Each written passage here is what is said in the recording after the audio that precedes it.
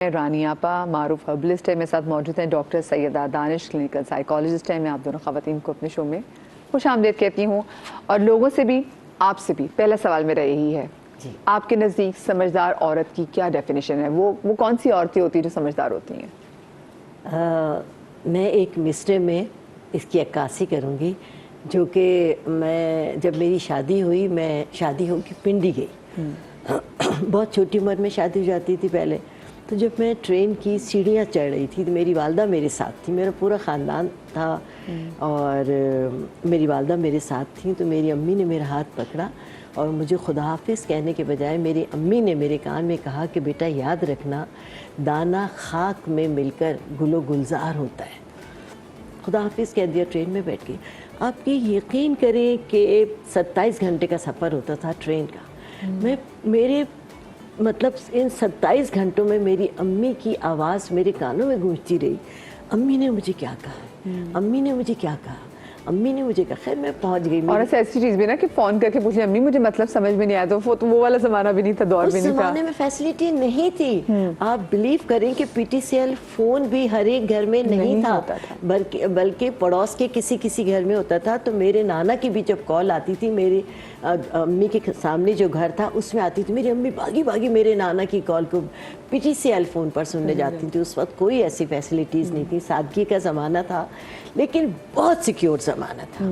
और मैं ये समझती हूँ कि एक समझदार औरत की पहचान ये है कि वो अपनी शख्सियत को पहचाने और अपनी शख्सियत को पहचान कर अपनी अना के गुरूर में ना रहे। अच्छा, जो मुझे बताएं, क्योंकि ना मैं चाहती हूँ कि जो आवाम भी मिसाली देखती है वो भी शायद समझ सके, जो आपकी अम्मी ने जो आपको मिसरा बोला था उसका मानी क्या है? उसके मानी है कि दाना खाक में मिलकर गुलो गुलजार होता है। यानी जब बीज जब हम मट्टी में डालते हैं तो मट्टी में डालने के बाद जब उस पर पानी पड़ता है, वो मट्टी में मिल जाता है बीज, उसकी अपनी शख्सियत ख़त्म हो जाती है।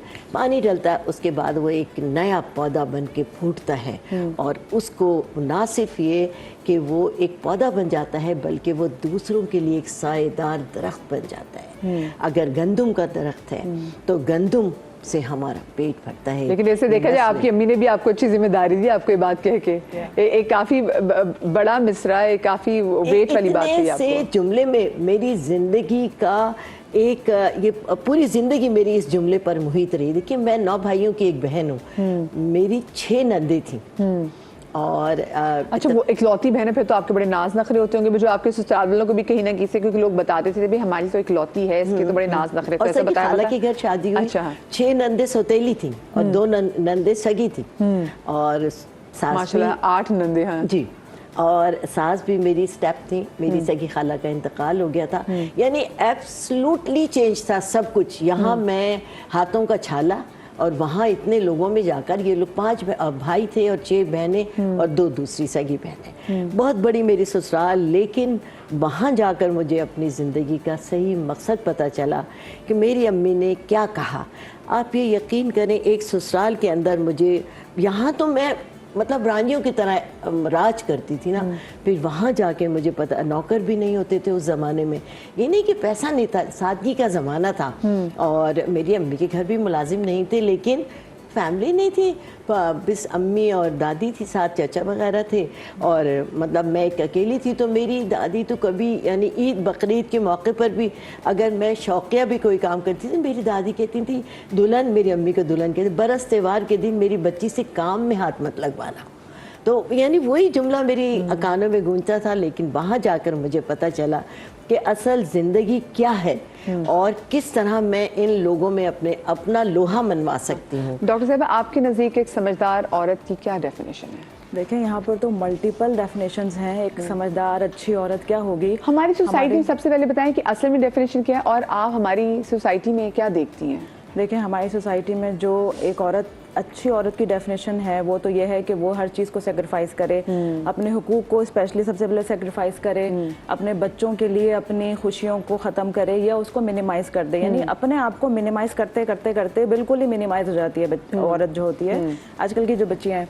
फिर दूसरी चीज़ ये है कि अगर मैं माहिर नफ्सियात होने की हैसियत से ये कहूँ कि एक अच्छी औरत की क्या डेफिनेशन है, तो ये 3 से 4 इम्पॉर्टेंट पॉइंट्स हैं जो समझदार औरत होती है। पहली तो ये है कि वो इंटेलेक्चुअली इंटेलिजेंट हो, यानी इमोशनल डिस्चार्ज ना करे उस वक्त के जब उसके ऊपर प्रॉब्लम आए, एम्पैथी लोगों के लिए फील करे, यानी कि अपने आप को दूसरों की सिचुएशन में रख के सोचे, वो एक अच्छी औरत है। पहली बात तो ये। फिर दूसरा ये कि उसके अंदर असर्टिव बिहेवियर हो।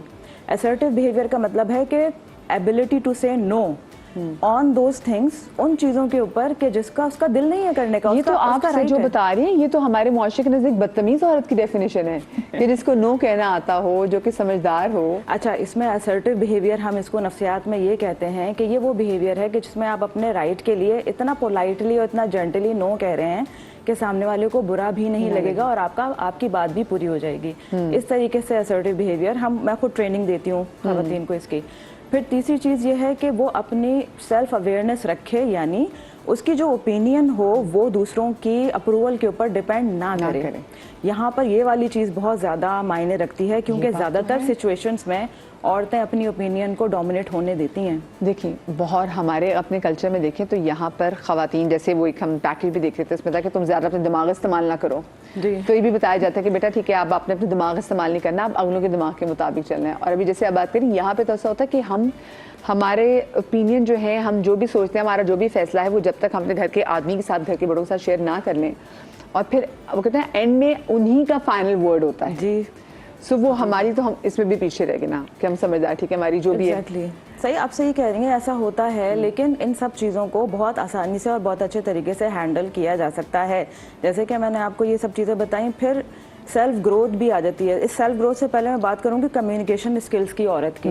एक औरत के कम्युनिकेशन स्किल अगर अच्छे हों, यानी कि giving other the feeling of being heard, इसका मतलब यह है कि सामने वाला आपको जो कह रहा है आप उसको कम्युनिकेट करें अपने बिहेवियर से कि हाँ मुझ तक आपकी बात पहुंच गई है, हाँ। जो कि ये बहुत ज्यादा लैक कर रही होती है खवातीन के अंदर। वो समझती है कि सामने वाले ने जो भी वो कुछ कहा है वो बस मैंने अंडरस्टैंड कर लिया, लेकिन ये जरूरी नहीं है कि मैं उसको ये सिग्नल दूं या उनको ये मेक श्योर करवाऊं कि मैं समझ चुकी हूं उनकी बात। ये बहुत इंपॉर्टेंट होता है। कम्युनिकेशन लैकिंग ये कही जाती है, इससे बहुत ज़्यादा कॉन्फ्लिक्ट क्रिएट होते हैं, स्पेशली उन बच्चियों के जो शादी होके गई हैं।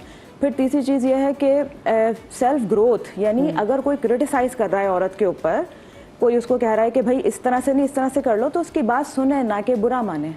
सुननी जरूरी है। तो ये तमाम एलिमेंट्स मिला के एक अच्छी औरत बनाते हैं। जो अगेन पता है हमारी सोसाइटी में एक अच्छी औरत में समझदार औरत में भी फर्क है ना। हाँ, जब हम समझदार औरत की बात करें तो उसमें भी जरा फर्क आ जाता है कि एक समझदार औरत डिफरेंट है। हमारे साथ जनाब इस वक्त क्लिनिकल साइकोलॉजिस्ट वजीह डॉक्टर वजीहा भी मौजूद है, जरा मैं इनको भी शामिल गुफ्तगू करेंगे। अस्सलाम वालेकुम वजीहा, गुड मॉर्निंग। वालेकुम सलाम, good morning, thank you so much for inviting me. Wajiha, आपके नज़दीक समझदार औरत कौन है? अच्छा, मैं एक चीज जो है नोट करी थी कि माशाल्लाह आपके दोनों स्पीकर ने सारे पॉइंट्स को ऑलमोस्ट कवर कर दिया। मैं एक चीज जो मैंने क्लिनिकल पर्सपेक्टिव से, जिस पर मैं बहुत काम करती हूँ, जो आपने डेफिनेशन शेयर की इसके ऊपर कि बाउंड्रीज और ग्रोथ, इन सब के ऊपर जो है हम ट्रेनिंग भी देते हैं। बट एक चीज मैंने बहुत कॉमन देखी है, गिल्ट। क्योंकि हमारे यहाँ समझदार औरत की डेफिनेशन पहले वो घर से, फिर वो दोस्तों से, फिर वो कल्चरली इतना इंड्यूस कर दी जाती है, कंडीशन कर दी जाती है चाइल्डहुड से ही, ये अपनी मदर को देख देख के कि हमारी मदर कैसे बिहेव करी है फैमिली के अंदर।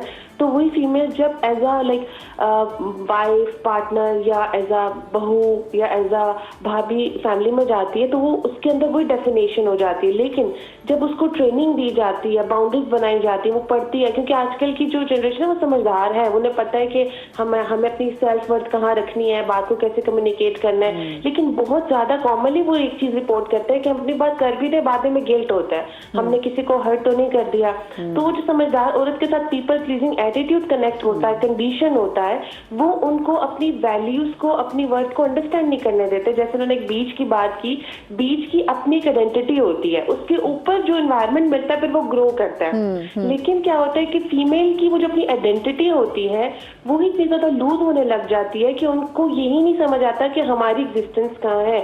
और जिनको पता हो वो कंडीशन इतना बुरी तरह हो जाती है कि वो जब अपनी राइट के लिए बात भी कर ले तो उन्हें बाद में ओवर थिंकिंग में वो चली जाती हैं या उसको ओवर कंपनसेट करने लग जाती हैं कि मैंने यहाँ बात करके अपनी सास को हर्ट तो नहीं कर दिया, या मैंने अपनी नन को, या मैंने अपने हस्बैंड को, या मैंने अपनी दोस्त को, मैं सिर्फ शादी के हद तक इसको महदूद नहीं रखूंगी, इन जनरल भी यूनिवर्सिटी में भी है, तो वो फीमेल के माइंड में ये आना शुरू हो जाएगा कि मैंने किसी को हर्ट तो नहीं कर दिया, या मुझे ये बात बेशक उन्होंने बहुत पोलाइट वे में भी की हो, बहुत रिस्पेक्टफुल वे में भी की हो। एक तो ये चीज। दूसरी चीज ये होती है कि सप्रेशन बहुत करने लग जाती हैं, जो समझदार डेफिनेशन जो मैं सो कॉल्ड वर्ड यूज करूंगी, बट वो सप्रेस करने लग जाती है इमोशन को, फिर उनके अंदर एंगर बहुत आने लगता है, एंड नंबर 2 उनकी body pains, muscle pains, like वो टाइम से पहले ही उनकी बॉडी बहुत सारा क्रोनिक पेन कैरी करना शुरू कर देती है कैरी।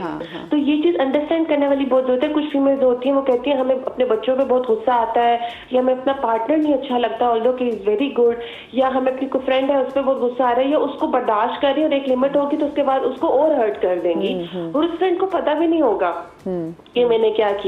तो आजकल एक और चीज मैं ऐड करूंगी, हमने साइकोलॉजी को बहुत ज्यादा पढ़ना शुरू कर दिया, उसकी टर्मिनोलॉजीज को पढ़ना शुरू कर दिया, लेकिन हम उसको समझते बहुत कम है, स्पेशली जो साइकोलॉजिस्ट नहीं है। ठीक है, मैं उन लोगों की बात कर रही हूँ जिन्होंने साइकोलॉजी की डिग्रीज नहीं होल्ड की हुई, राइट। तो वो गैस लाइट हो गया, इस तरह के वर्ड्स तो यूज करते हैं, बट उनको इस कहाँ यूज करने हैं ये नहीं पता होता। तो ये बहुत इंपॉर्टेंट है कि हमें अपनी वर्थ का पता हो, तब हमें समझ आएगी कि ये चीज गिल्ट में नहीं जानी चाहिए, और अगर नेचुरली गिल्ट आता है तो हमें कैसे डील करना है। ये आपने बात बिल्कुल सही की। अक्सर जो लोग हैं, आप किसी को अगर ना बोल दें, अगर किसी ने हमसे काम कहा हो कि प्लीज ये काम कर दे, आपको पता है कि इस काम को करने से आप जरा अनकंफर्टेबल फील भी कर रहे हैं और ये काम आपको सूट नहीं करता करना, और ये समय आपको नुकसान देता है, लेकिन अगर आप ना बोलेंगे तो आप फिर गिल्ट में चले जाएगी। बहुत सारे ऐसे लोग होते हैं। मुझे ये बात बताएं कि हम अपनी ख़वातीन से ही क्यों एक्सपेक्ट करते हैं कि हम ख़वातीन को, जब बच्चियों की स्पेशली रुखसती भी हो रही होती है। आई रिमेंबर जब मेरी बड़ी बहन की रुखसती हो रही थी, when she got married she was very young, तो उनको मेरे अब्बू के एक दोस्त आए जो कि बहुत अच्छे, बहुत बड़े पाकिस्तान के बिजनेसमैन हैं। तो वो समझा रहे हैं मेरी बहन को। उन्होंने कहा बेटे 5 साल तेरे ट्रक भी गुजर जाए ना, तू सीवी नहीं करनी। और वो बैठे हैं, वो बहुत मोहब्बत। तुम खुद भी बेटियों वाले। तो उन्होंने कहा बेटा फिर तू 5 साल ना कुछ भी नहीं करना, तू खामोश रहना है। तो मेरी बहन देख रही थी, कहती तो फिर तू आधी हो जाएगी, पर तू बेटा तू खामोश रहना है, तू मेरी बेटी तू सब्र करना है। सो वो मैंने जो बात सुनी, और क्योंकि मैं भी वहाँ बैठी हुई थी और मैं ये सुन रही थी, क्योंकि मैं अपने अब्बा को और मैं अपने अब्बा के बेस्ट फ्रेंड को भी देख रही थी कि क्योंकि वो उस बात पे कितना अमल कर रहे थे, उनको लग रहा था कि इससे हमारी बच्चियां जो हैं वो खुश रहेंगी। तो क्यों आपको लगता है कि बच्चियां अपने आप को सप्रेस करके और बच्चियां ही सब्र करके जो है वो खुश रह सकती हैं? इस हवाले से मैं सबसे जवाब लूँगी, लेकिन एक छोटी सी ब्रेक के बाद।